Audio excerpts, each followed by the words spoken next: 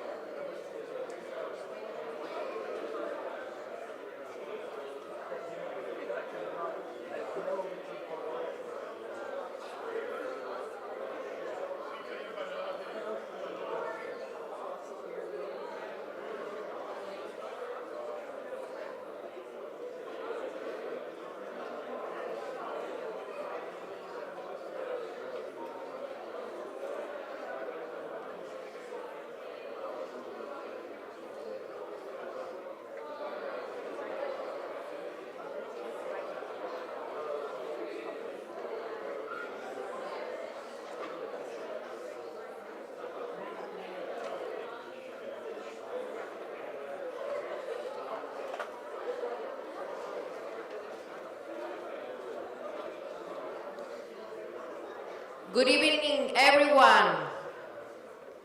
Thank you all for joining us tonight for the 5th lecture of this fall semester. Thank you for being here in midterm time.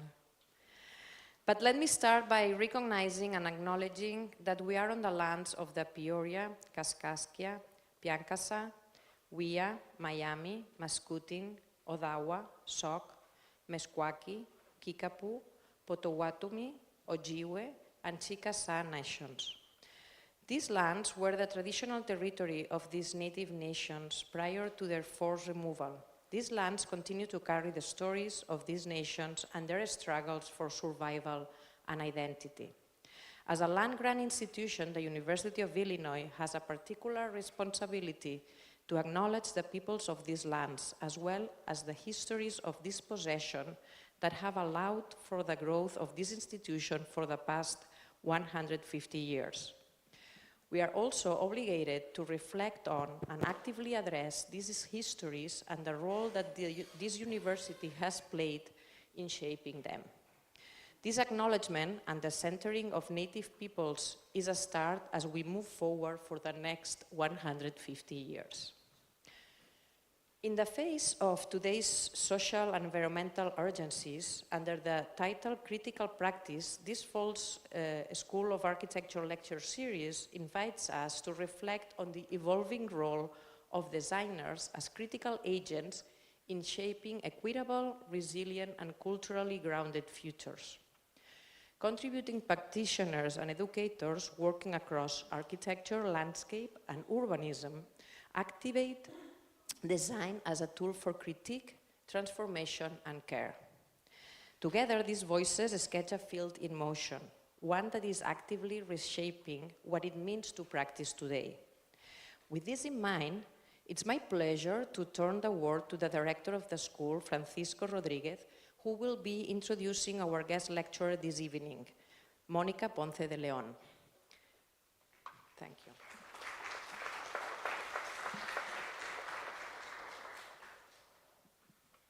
Thank you, Sara. And thank you for organizing this fantastic lecture series. Welcome. It is a distinct pleasure to welcome Mónica Ponce de León to Plame Auditorium at the Illinois School of Architecture. Mónica is currently the Dean at Princeton University School of Architecture. She's a pioneering educator and award-winning architect who is deeply committed to architectural education. But I wanted to say something else about you because, and I would like to begin by stipulating that there are many members of our discipline who excel in practice. Know many of them, while others do so in academia, and we know them as well. Some in research and some in service to the profession. Few of them are equally gifted in two of those categories, maybe three. But rarely does one encounter someone who can successfully traverse all four with proven results. Such is the case of Mónica. Dean Ponce de León builds bridges between academia and practice, underscoring the interdisciplinary nature of architecture by encouraging experimentation and critical thinking in the curriculum. As a dean and an educator, Mónica has emphasized the connections between scholarship, research, and creative practice. Ponce de León served as Dean of the Taubman College of Architecture and Urban Planning at the University of Michigan in Ann Arbor from 2008 to 2015, where she was also the Eliel Saarinen Collegiate Professor. Before her appointment at the University of Michigan, Mónica was a professor at Harvard Graduate School of Design, where she served on the faculty for 12 years. Ponce de León also has held teaching appointments at Northeastern, the Southern California Institute of Architecture, SCIARC, Rhode Island School of Design, RISD, and the Georgia Institute of Technology, where I did my undergraduate degree. She is widely recognized as a leader in the application of robotic technology to building fabrication. Building upon her work as director of the Digital Lab at Harvard, she developed a state-of-the-art student-run digital fabrication lab at the University of Michigan, integrating digital fabrication into the curriculum of the school. In large part because of her pioneering work, the use of digital tools is now commonplace in architecture schools across the country. Among her many prestigious honors, and the list is very long, Ponce de León has received the Cooper Hewitt National Design Award in Architecture from the Smithsonian National Design Museum, the Academic Award in Architecture from the American Academy of Arts and Sciences, the USA Target Fellow in Architecture and Design from the United States Artists, and the Young Architects and Emerging Voices Awards from the Architectural League of New York. Her work has received over a dozen Progressive Architecture Awards, several awards from the American Institute of Architects, and numerous citations. She was also named a National Academician in recognition of her exceptional contributions to American art and architecture. The work of her award-winning interdisciplinary practice MPDL studio ranges in scale from furniture to architecture, from urban design and infrastructure, with a focus on design integration, craft, detailing, and precision. Much of the studio's research is dedicated to an exploration of how to improve on contemporary modes of construction, investigating both industry standards as well as evolving technologies derived from digital manufacturing processes. Without further ado, please help me welcome Mónica Ponce León to the Illinois School of Architecture.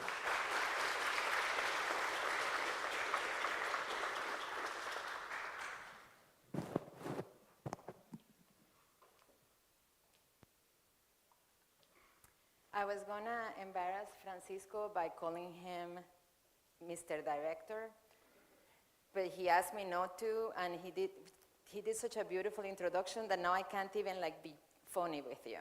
So thank you, Francisco. I am a huge admirer of you, your work, what you've done in the school, so it really means a lot to me to be here today. So I'm thinking of the lecture a little bit as taking stock of what matters to me in the discipline.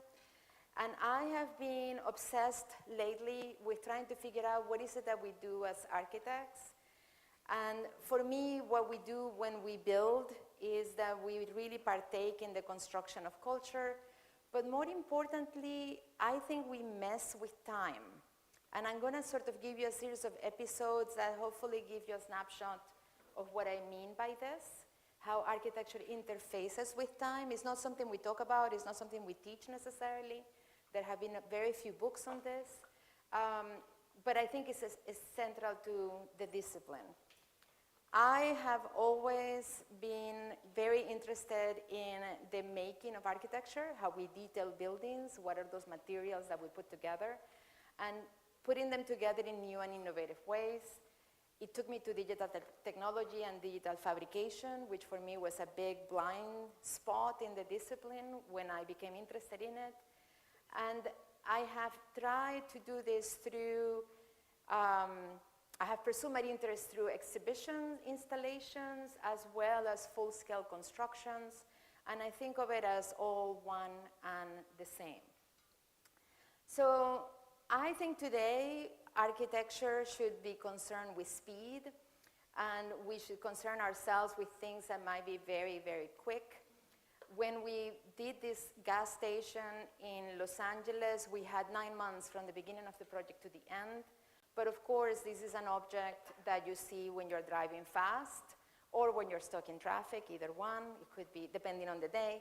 But we were asked to remodel this existing Arco station, so it's actually a remodeling project.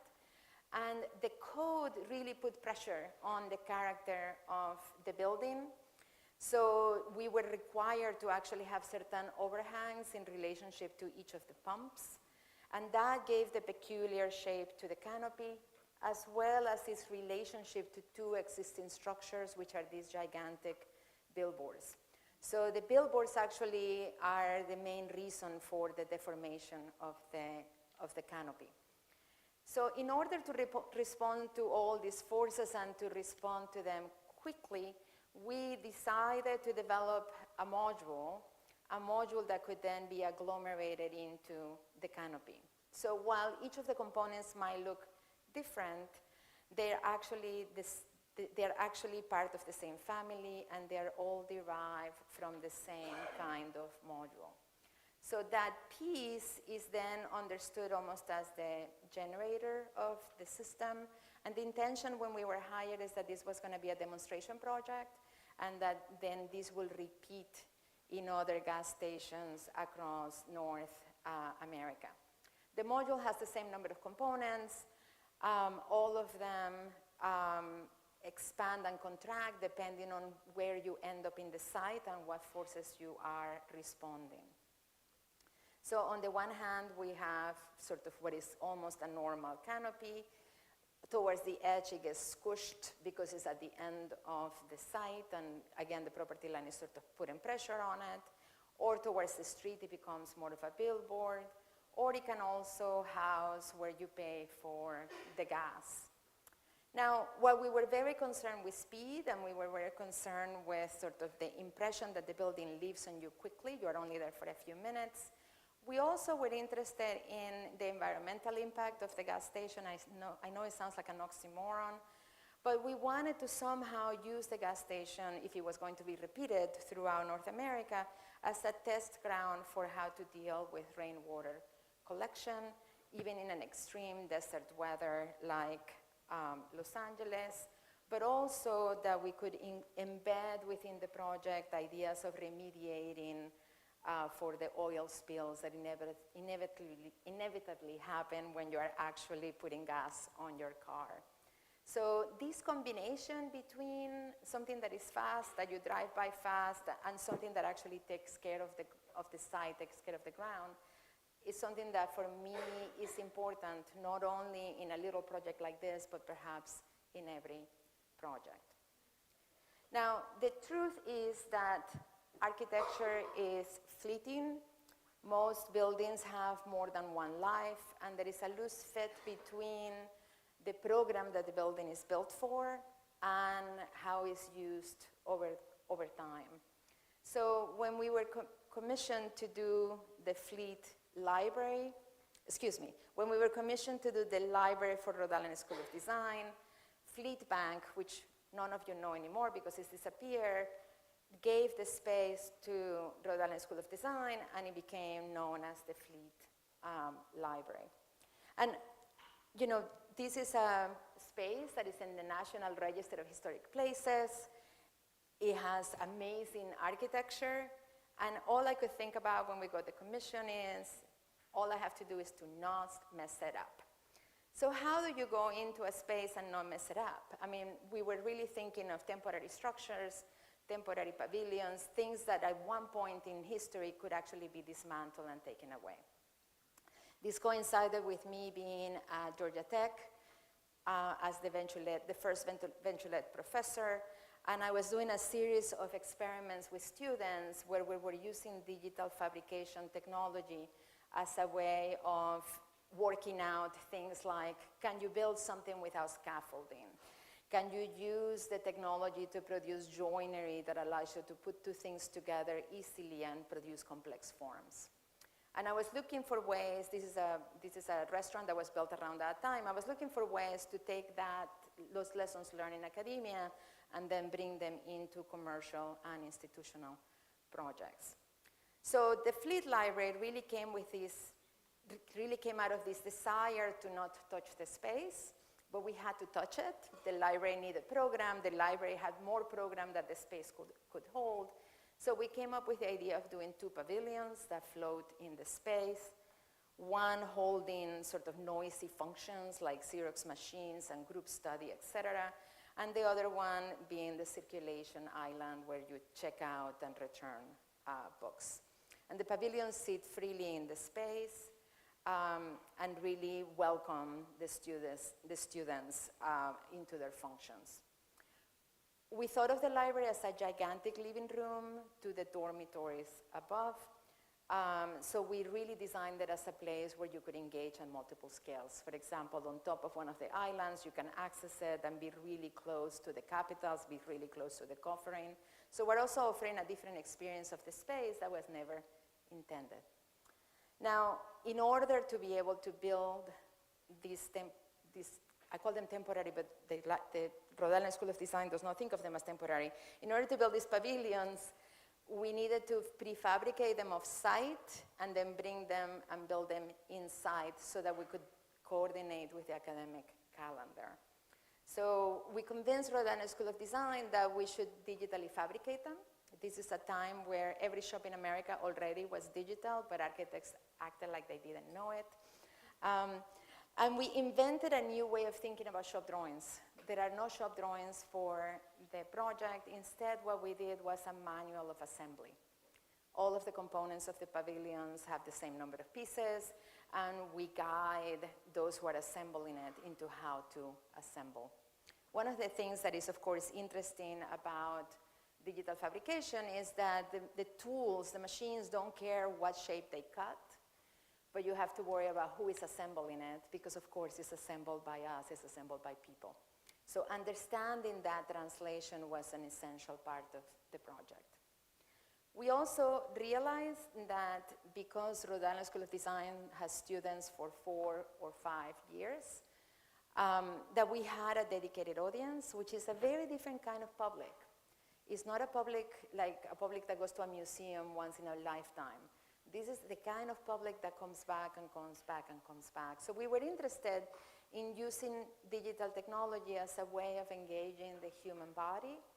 So we decided to not design for the average, like in graphic standards. All of you are probably familiar with this. Instead of designing for the average, we decided to design for the range. So all of our benches are different heights. All of our benches are different widths. Some of our cubicles accommodate wheelchairs. And in some cases, we even were very didactic, from the tallest standing male height to the lowest seated female. So the intent was that digital technology actually allowed us to design. The digital technology in combination with the length of time allowed us to design for many, as opposed to the average few. Digital technology also became an opportunity for me to live out one of my fantasies. I am sure all of you are familiar with this image. This is the La Bibliothèque Sainte-Geneviève by Labrousse in Paris. And I have always been fascinated with the idea that the authors of the books are inscribed on the facade itself, that the word becomes the decoration of the building. So we ask the librarians to come up with names of artists. We knew that we could afford 20,000 characters as a way of perforating one of the pavilions, which was the heaviest in the space. We developed an alphabet, and the librarians obliged, and they gave us a really nice list that represented not only world artists, but also faculty within Rhode Island School of Design. And then something really lovely is that they played a joke on us. So the name of everyone in the team is in the library, but also I was pregnant at the time. The name of my 2 children are on the walls of the library, as well as my 2 dogs, which is pretty sweet. So if you walk around and you see a Laszlo, it's not Laszlo Moholy-Nagy, it's my dog. So while the premise of the building was one of transition, one of building something quick, because it has to be built over the summer, and it was built on modules, by the way, and they arrived on a Monday, and by the time I came to the site on Wednesday, they were done. I missed the assembly. So while it was predicated in this idea of something that could be quickly assembled but also taken apart, the cultural framework that it produced, I would argue, is equally important.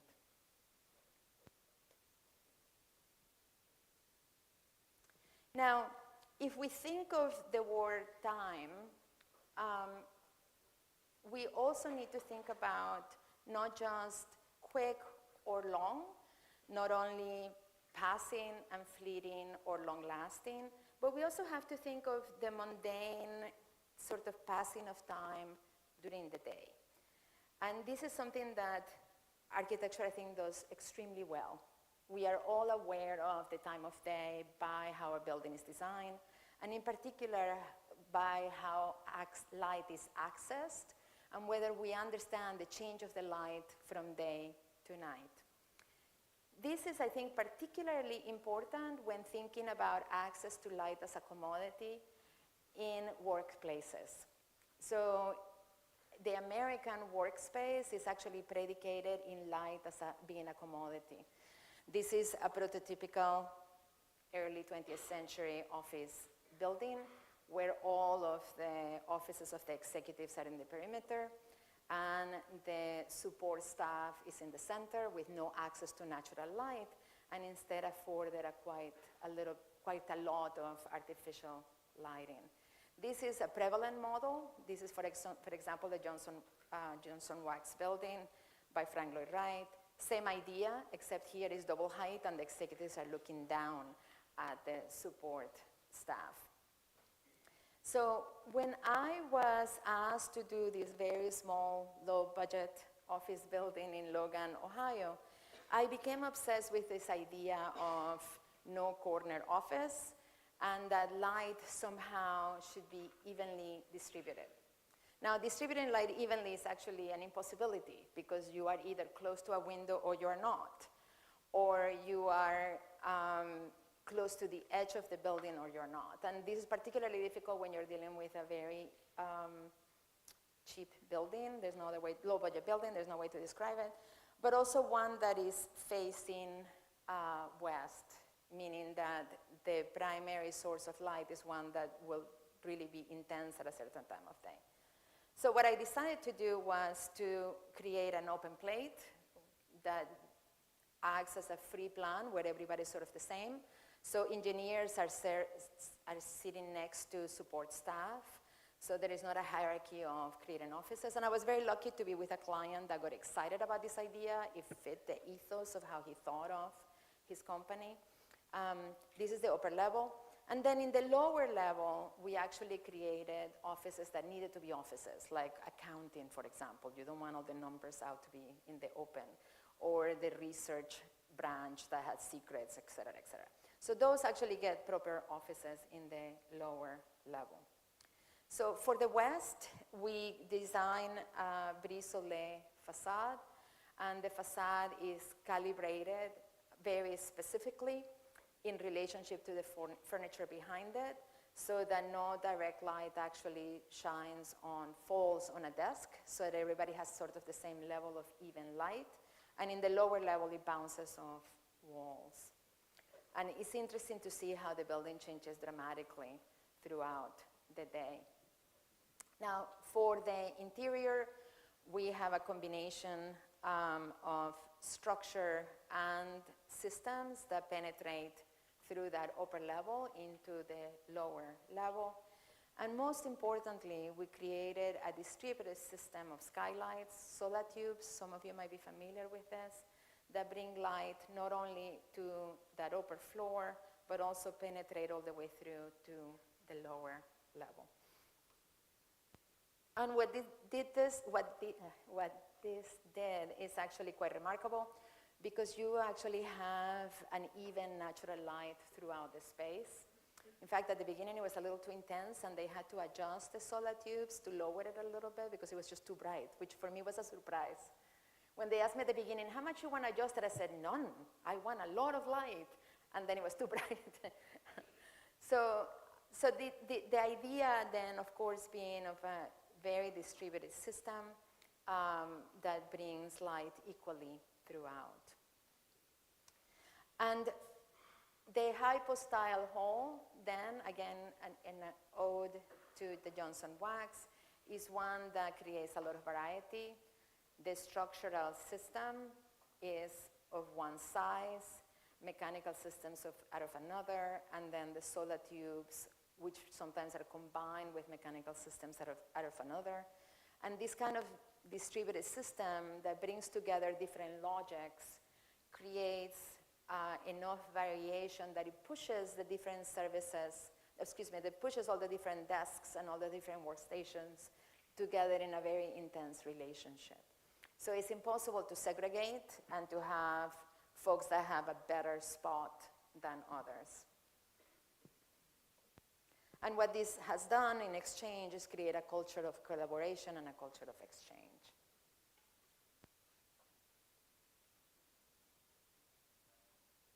I have to say I also like the idea of doing a hypostyle hall where the columns are heavy as opposed to skinny.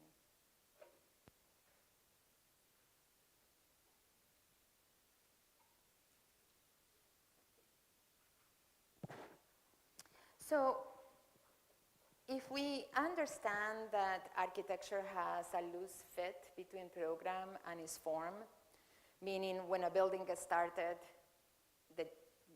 who occupies the building, how the building is used, etc., we know it's going to change. Then can we design for that change? Can we understand the building as one that can transform over time? This, to me, this is a question that actually has preoccupied me quite a bit. We just opened an exhibition at Princeton called The House Transformed, where I ask almost 50 architects to imagine homes that are no longer the single-family home. And the idea of transformation is one that is essential to the exhibition. This is my own entry into that exhibition. And what I was interested in was thinking differently about the suburban home and thinking of the suburban home not as for the quote-unquote nuclear family, but a suburban home that could actually accept multiple versions of family and could definitely change over time. That music is not mine. Although I like it, we can leave it as background. Very present in my thinking. So I should have said, I'm sorry, when I talked about the corner office, I mean, architecture for me is always very personal. It's difficult for me to think of things without tying it to people that I know. My mom was an administrative assistant since I was little. So, you know, my mom was one of those people that never had access to natural light, right? So I've always been sort of interested in that relationship between architecture and everyday through the lens of my own family. The reason I'm telling the story is because this is Elliot Noyes' house. Elliot Noyes is an architect that worked for IBM. He's the inventor of this typewriter called the Selectric. For those of you who do not know, the Selectric has a ball instead of the little sticks of typewriters. So as a little girl, my mom got a Selectric at the office, and as a little girl, I used to play with her Selectric. And then I become an architect, and then I realized he's an architect, and this is his house for his family. So I had very present Elliot Noyes' home. I never thought I would design a house for my family, and here I was designing a house for my family. And Elliot Noyes decided to do this sort of house in the woods with a lot of glass, a lot of reflectivity, and this is one of the bases for the project. The other basis for the project is a house that I lived in Michigan that was in 2 floors. And the house I'm going to show you is basically taking this house. This is a house by a Michigan architect called Bob Metcalf, who was chair and then dean of the school at Michigan. For those of you who are from Michigan, you probably know his work. The new house I'm going to show you is basically these 2 floors into one, made into one floor. So the first move was to not open the house to the street, to have the house very sort of close to the street in the tradition of providing as much of privacy as possible, but also so that you could actually change the interior as much as possible. And then I became interested in sort of the paradigms of the home. The home has always been used as a repository for architectural theory and also for architectural form invention. Think of Le Corbusier's 7 points of architecture being tested in Villa Savoye. And I became interested in sort of 2 modes. I always like both and. So on the one hand, the free plan of the glass house. On the other hand, the poché of Palladio, and how both are insufficient really for structuring life. One is too open, one is too close, and they say different things about us as humans. And I began to think of alternatives like Rietveld, who designed a house for Mrs. Schroeder and her kids, single mom like me, and how that house actually transformed every day. Every day they took these walls and closed them and made rooms out of it. So I thought, is it possible to reimagine the American single-family home in this way? And I thought, no, of course not. This is crazy. This is a very rarefied example. But I think there's still lessons that we could learn from it. So I set out to design a house that would very much operate as a free plan, with a great deal of exchange between members of the family. But I also decided that it was important to embed within it the possibility of change.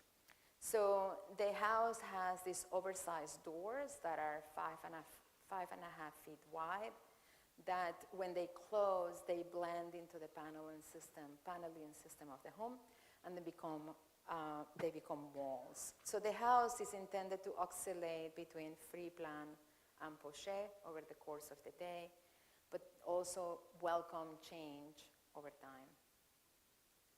So it was important to me that the house be one story so you can grow old in it, but also that one story could revolve around a courtyard. I'm from Caracas, Venezuela. The courtyard home is one of the prototypes that we look towards. And I thought of the courtyard as one of these floating objects of the free plan, and it very much interrupts the flow of space, but also it reflects the outside by reflecting trees, by reflecting the passing of clouds. So what makes this free plan, what makes these objects is those immovable components like the bathrooms and the kitchen, very traditional free plan in that way. But these objects push through the roof and open up skylights as a way of stealing light to those cores, but also as a way of creating a landscape on the roof, who for me was important, brought that green from the ground to the roof. So even though the house is occupying a big chunk of the site, I recreated, let's say, the green in the roof itself. And you can barely see it, but this is actually one of the skylights, which becomes then a mound on the ceiling, on the roof. Now, if the house is intended to change over the course of the day, it's also intended to change in the long run. When the kids go off to college, you can close the doors and make this into rental units. All the closets are pre-plumbed to receive kitchenettes, with the intention that what is now a side door will then become a front door. And in fact, the plans have multiple versions and multiple ways of being subdivided and occupied over time, to the point that you could have 2 units sharing a living room, or you could have a master bedroom, and you can have 1 bedroom and a smaller bedroom with a living room, and so on.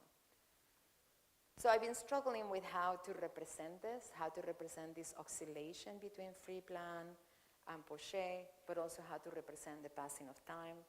I would love a conversation about this at the end of the lecture, whether this is one successful way of doing it, this sort of layering of time in the drawing itself.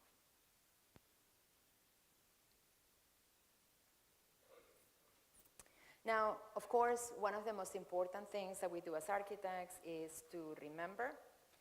And very few of us ever get an opportunity to work on a project that is intended to remember. I was really fortunate that the Dallas Morning News newspaper asked Stoss Landscape Architecture to work on developing a memorial at Daly Plaza.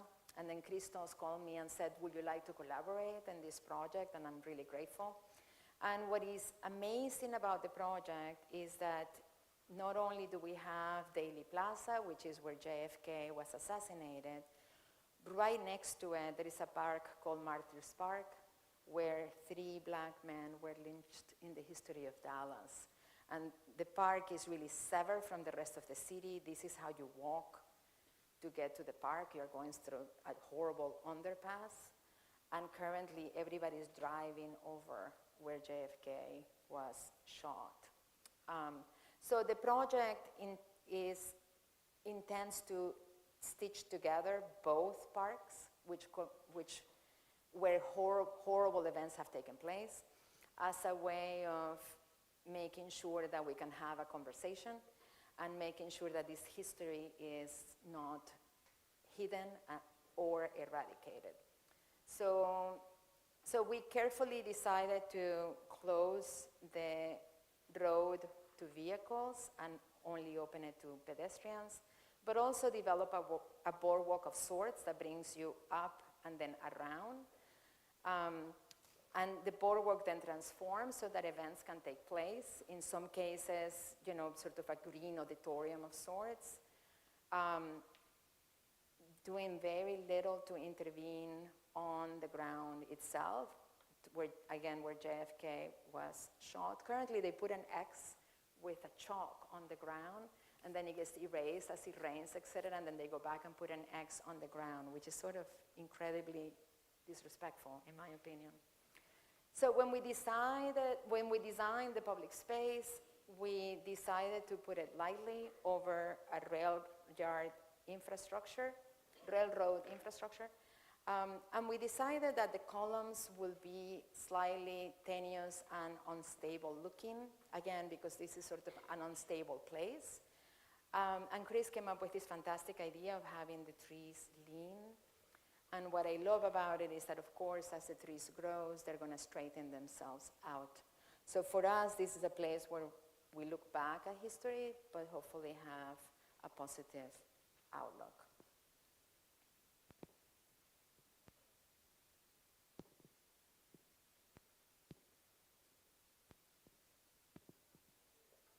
And this is Marty's Park, which is actually, this is a competition that was won by an artist, and I think he's done a beautiful piece. And our project encompasses both sides.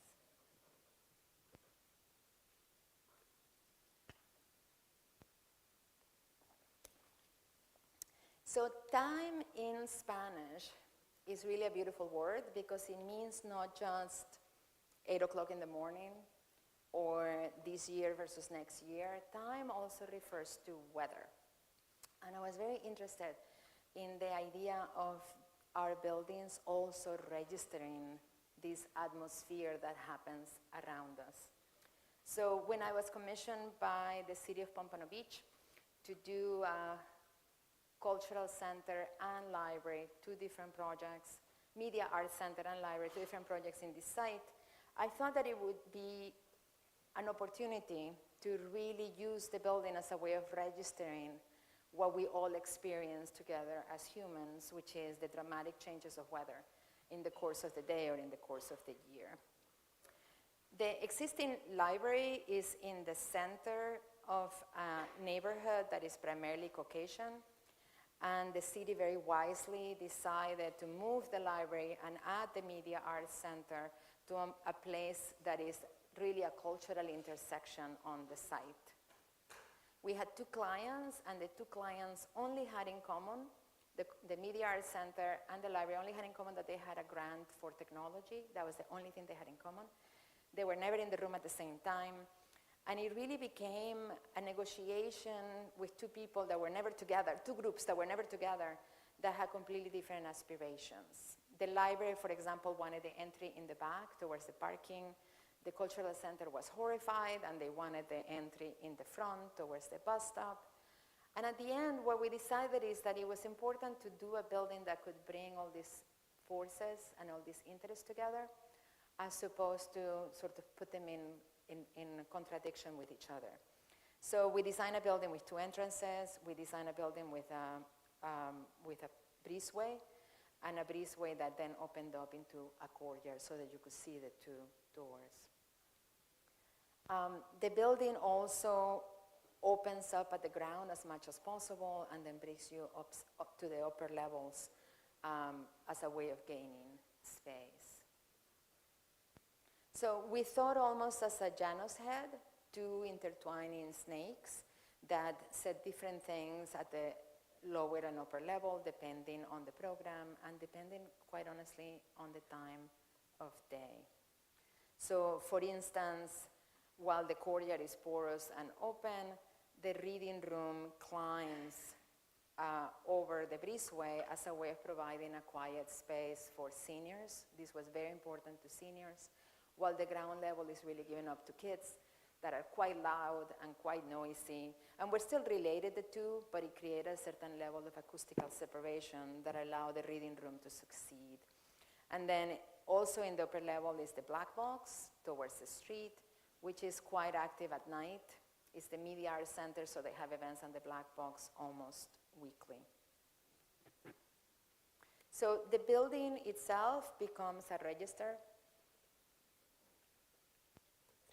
of the change over time, and depending on the weather conditions, the glass changes in character from being very reflective to being almost transparent, to then really taking that sort of color of the sky itself. But also at night, while the ground has been active during the day, at night is really when the upper level really shines and takes hold. And we wanted to make sure that that was something that was really clear and visible as the building changed from the function of the library during the day to the function of the cultural center at night.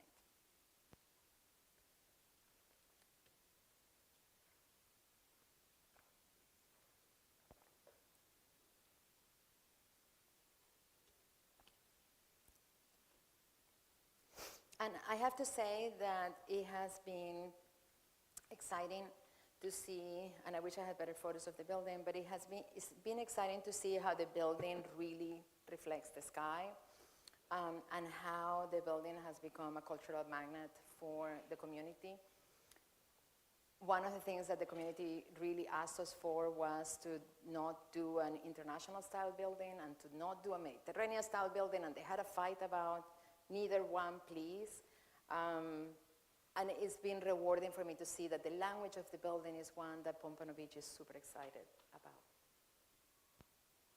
Okay, the last project. Thank you for being patient. So,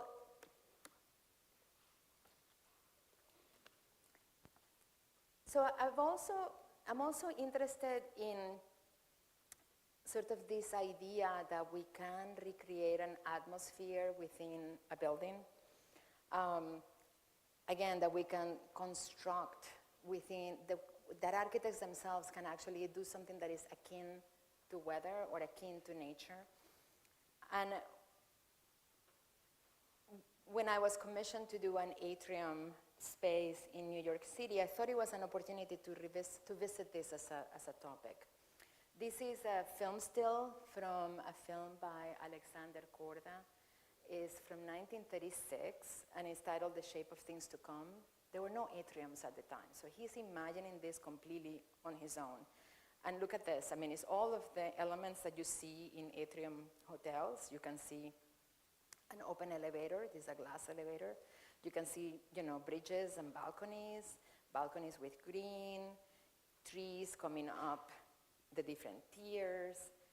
It's really, really similar to, for example, poor man's hotels that have the exact same elements. I've always wanted to know if Poorman actually knew of Alexander Korda's films. And these are all the Poorman hotels that I'm amazed. When I was in Atlanta, when I lived in Atlanta, I just was completely enamored with them. And I went to the one in LA when I was very young with my family, and I just think that they're amazing environments. But of course, I did not have good luck, and this is the atrium hotel that I was given to remodel. You can see it's quite ugly. So it's like, what do you do with this, So the excitement of being commissioned to do an atrium in a hotel really faded away when I realized it's an embassy suite. So but it was very well located, right across from the Potato Famine Monument in Manhattan. This is a view from the hotel to the Potato Famine. So next to the ferry station, it's an area of Manhattan very well traveled in Battery Park, and connected with a series of public spaces like this beautiful arcade by Scott Cohen. The project also had a fantastic public mandate.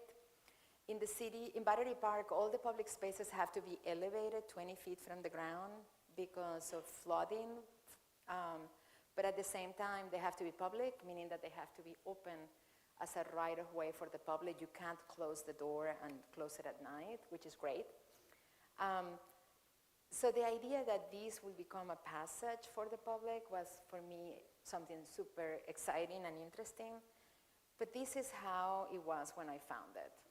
You can see how a wall, escalators, who is going to go up there? Nobody. And this is what it looked like when I went for the first time. Can somebody tell me where the public right-of-way is? Because I can't find it. Can somebody find it? I can't find it. So the city only requires 5 feet wide public right-of-way, which I thought, how can 5 feet be public? A hallway in a house is, can be 5 feet. So the first move that we did, let me back up. The other component of the project was that the atrium was interrupted by a multiplex, a movie theater. That was putting a lot of pressure on the space as well. So the first thing that we did was to open up the space under the multiplex and really make it public. And you can see how we put grand stairs, we made the elevators visible in Alexander Corda, and made the access to the elevators really like public and loud, so you wouldn't have to like go fishing for them. So sort of like Piazza de España complex in my part of really like grand up and then grand down. So we went from something like this with the little escalators and nothing else to something like this where at least visually it welcomes you. Now, the big sort of elephant in the room was, of course, that multiplex that really like was stuffed into the atrium. What do you do with that? It's not a normal atrium. And on top of it, it's not just any multiplex. The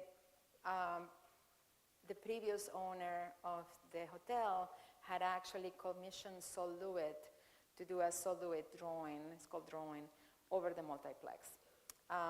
Now, when I originally was interviewed for the project, I'm going to confess this, and I'm ashamed of it, but I'll tell you.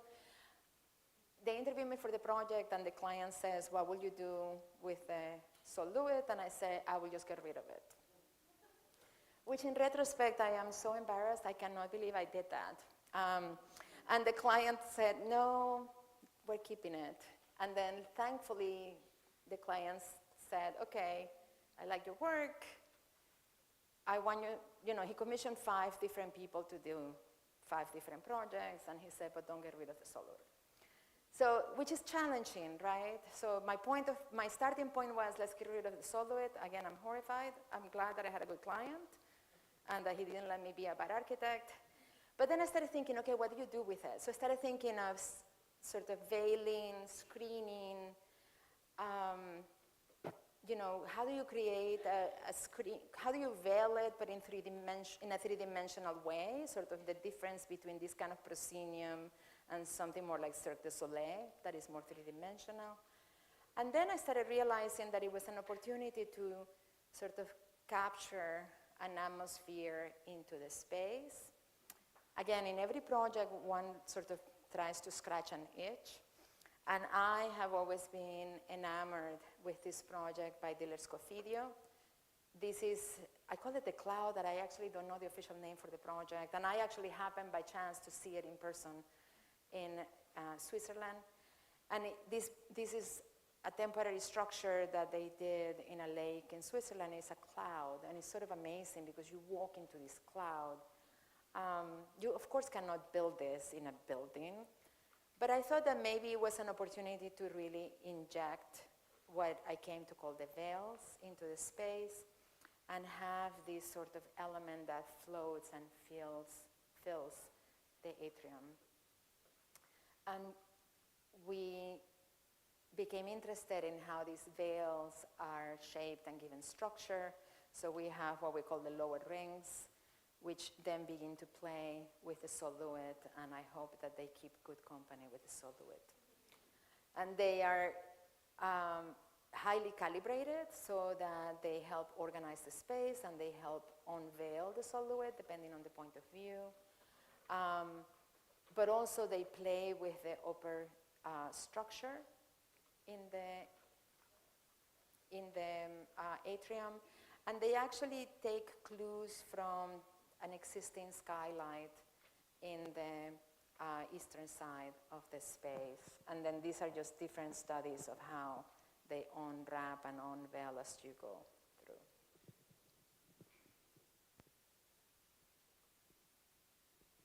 They come down, and sometimes they come down below eye level as you go down the steps. But also they are intended to produce an experience as you walk in the upper balconies. The balconies were modified.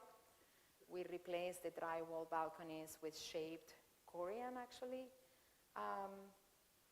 balconies, and the shape of the balcony is intended to direct your view towards the lower level, again, so that you are experiencing the veils at different levels. They produce, as you move, the effect as if it's almost like raining inside. They are made of a translucent fiber that is impossible to photograph, but also begin to create a space in the upper level that allows for the cleaning basket for the skylights to penetrate it. Again, keeping good company with the silhouette.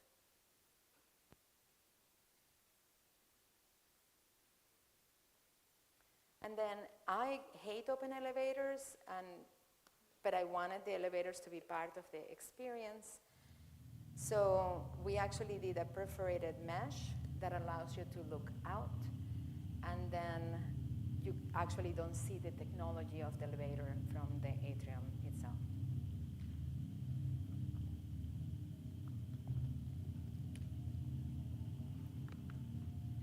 I hate all of those professional movies the architects do. This was done by a student at the University of Michigan with a handheld, and I think he did a fantastic job. Also his choice of music.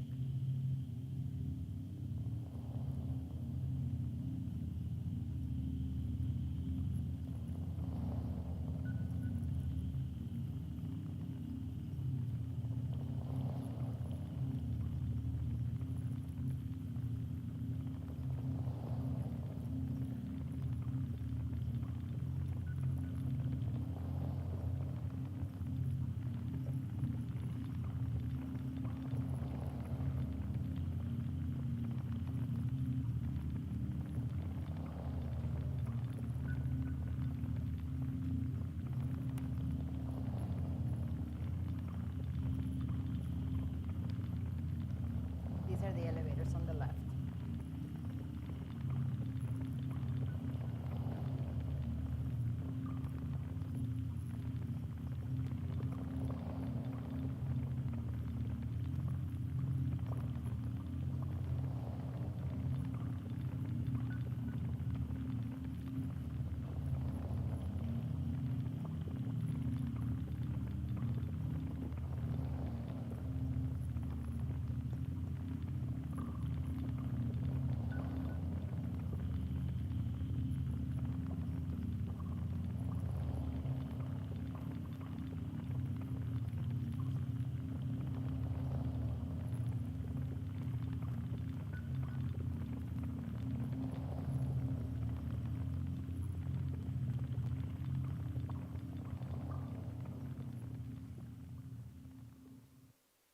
One of my favorite stories is that one of the times that I went to the hotel, I stay in the hotel when I go to Manhattan.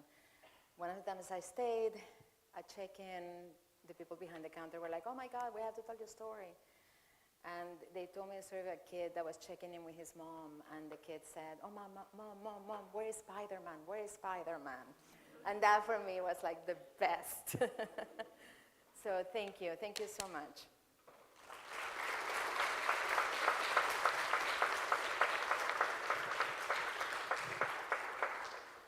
And I know that I went over, but I would love questions if possible. Yes, of course. Any questions in the room? Thank you so much.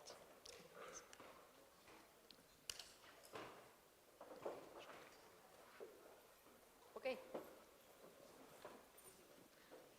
Hello. Thank you, Professor, for that wonderful talk. And I was just so intrigued by your project of the Daily Plaza, Of the what? the where you showed in, I think it's called the Daily Plaza or the Dealey Plaza. Daily Plaza, Yeah. yes. Yes. And I was wondering if you could expand on, I mean, when I looked at that aerial view, what I saw is that you are basically like turning a non-place into a place in a sense that, to me, an American highway intersection has always been a non-place. It's quite the, and you were proposing quite the antithesis to it by making it a publicly accessible pedestrian space. So if you could expand on that, that would be wonderful. That was very much the intention. So to me, so my thesis in school was the role of infrastructure in the production of public spaces. And this to me is a really good example of infrastructure that is gets on the way of producing public space. The first time I went to Daily Plaza was maybe 20 years ago. And I took a taxi, I guess, at the time, and I drove through it. And as I'm driving through it, all of a sudden I realized I know the place because we've seen the videos so many times, right? We've seen film, we've seen it so many times, it's in our minds. And I'm from South America, I'm from Venezuela, and I still had it very vivid in my mind. So I'm driving in this taxi, and this is like, again, many years ago, and I'm like, wait, where am I? And then I realized, oh my God, isn't this where JFK was assassinated? And the driver told me, yes, in fact, we just drove over where he was assassinated. And at that time, I was already horrified. So yeah, infrastructure, the idea that you don't even have respect for what is considered to be one of sort of the most horrific moments in American history, and a president that is revered and that you can just drive through it, to me is sort of shocking.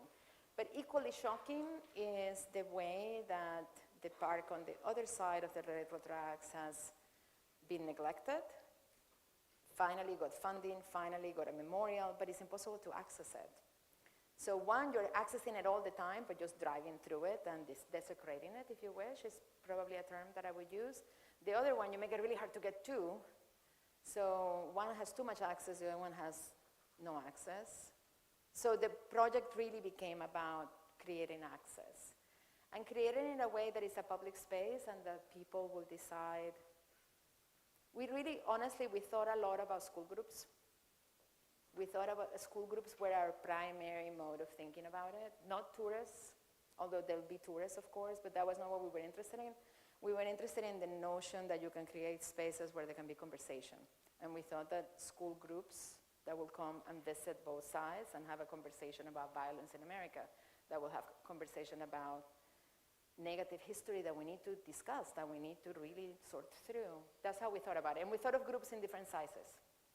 So we have sort of an intimate class of maybe 12 and a bigger spaces that are more for 20, but also somebody can come on their own and reflect on their own and still be comfortable.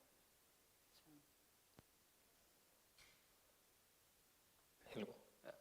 It was a privilege to watch the lecture.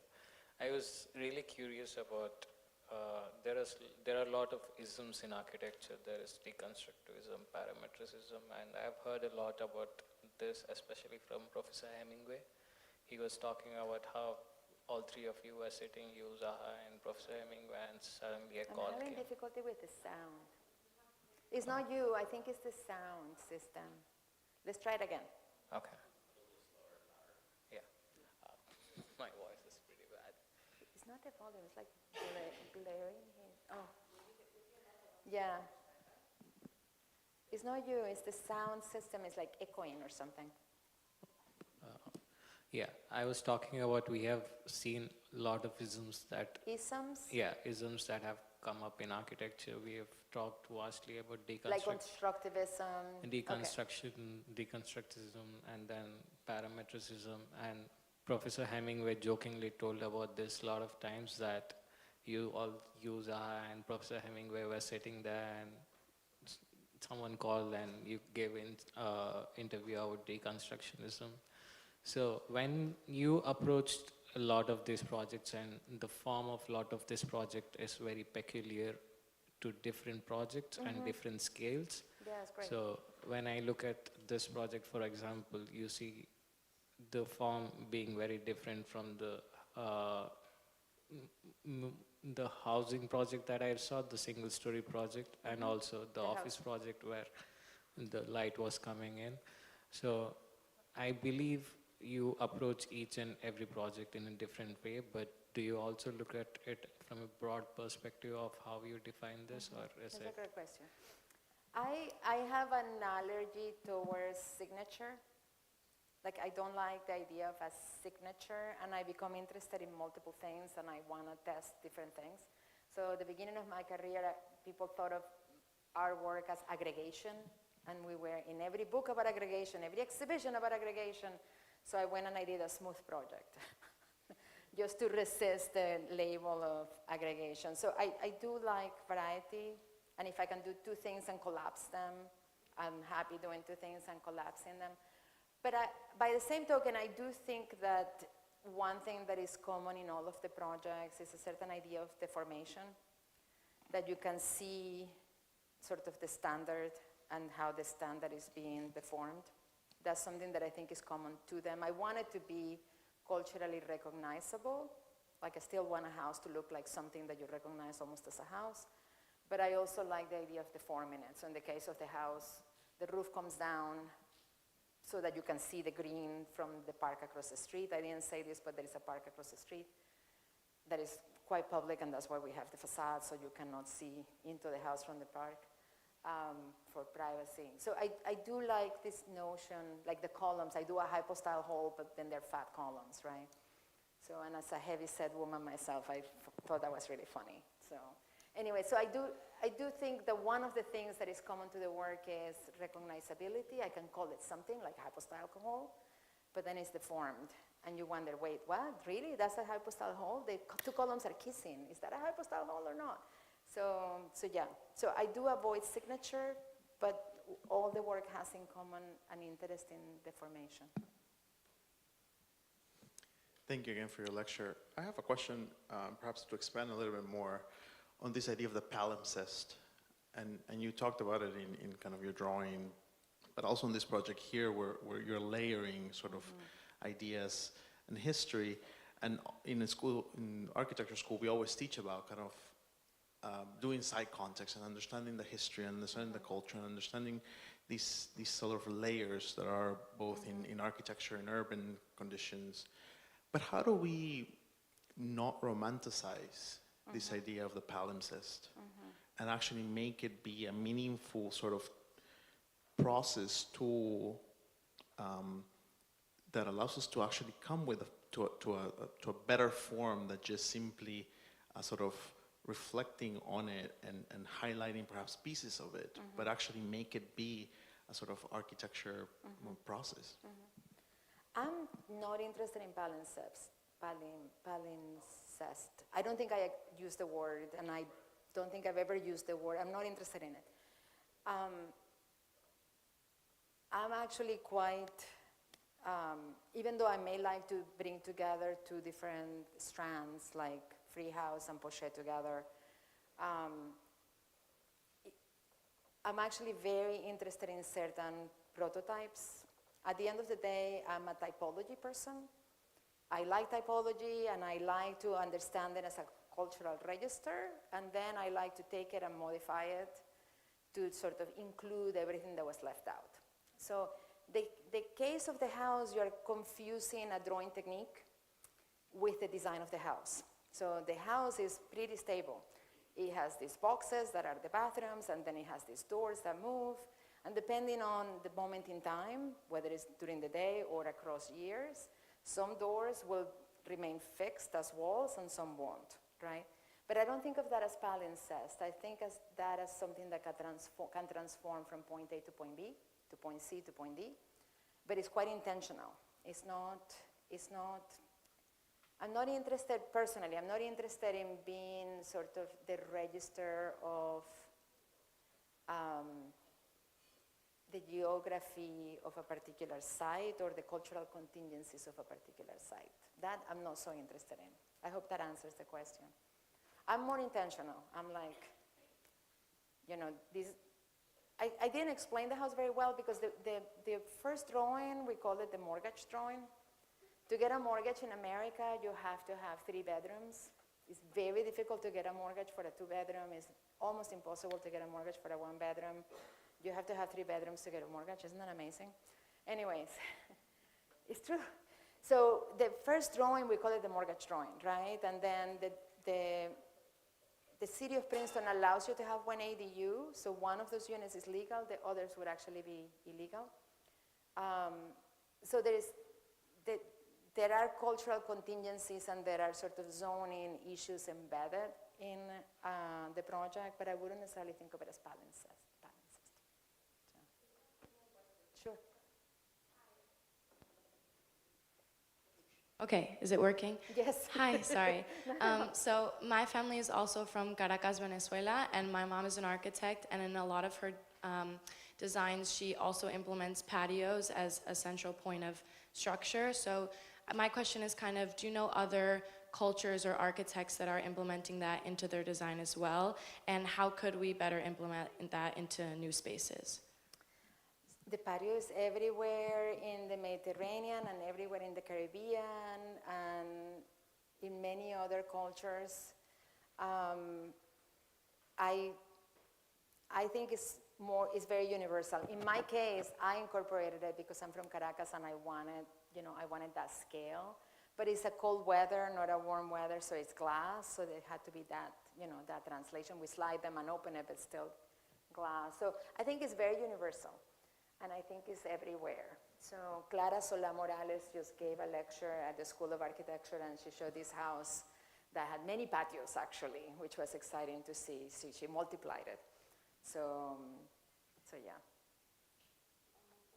Yes. Thank you so much for the wonderful presentation. My question is kind of zoomed out, knowing that your work employed digital fabrication when it was very cutting edge.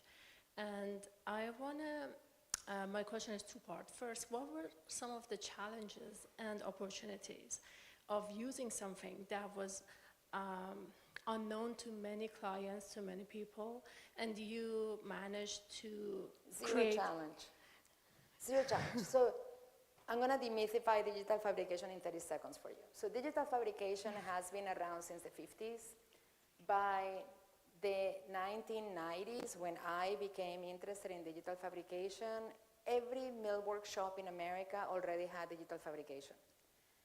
All I did was realize, crap, we're not talking about this in school. We're so obsessed with softwares. We were like all around Katia, the gas station that I showed, we purchased Digital Project from Gary's office to do it. That was Digital Project. We were so obsessed with softwares that we forgot or didn't pay attention to the revolution that was happening in the construction industry regarding fabrication. So my interest in digital fabrication was more of a catch-up. And the reason I realized it is because my first project ever, which was a chapel that I didn't show, when we got the shop drawings from the fabricator, it was like no shop drawings I've ever seen. Generally, before digital fabrication came on the scene, you will give your drawings to the fabricator and they will regurgitate them back to you. These guys actually drew everything and they rounded every corner because they were using it with a CNC router, right? So I'm looking at these drawings and I'm like, why? And I worked for a mill shop before I went to architecture school. So I'm like, why are these guys rounding everything? So I went to the shop and the guy's like, because all of our tools are digital, we're routing everything. We're taking your digital files and we're translating them into routing files. So the library was extremely easy to do. We couldn't have done it if it wasn't with digital fabrication, and it was effortlessly to convince them. I said to them, mill workshops already have the technology. We are going to eliminate the shop drawing. We figured out how they could take the liability without producing shop drawings. It got produced over a summer, fabricated, pam, pam, pam, very cheap, $120 a square foot. So zero. So, we like to believe that we invent everything and that we put everything on the table. it was already out there. All I did was recognize, oh crap, this is already out there and we're not talking about it.